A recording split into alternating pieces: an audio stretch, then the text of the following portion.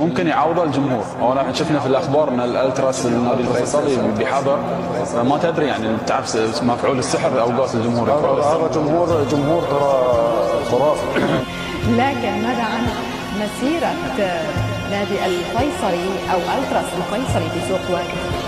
يعني نوعا ما اختلط الحابل بالنابل، يعني هم تأثروا بالأجواء، وكذلك يعني الأجواء الأردنية المسيطرة على سوق واقف، ولذلك يعني نرى الغترة الأردنية، ويعني الأجواء الأردنية تسيطر حتى على الجمهور الكوري.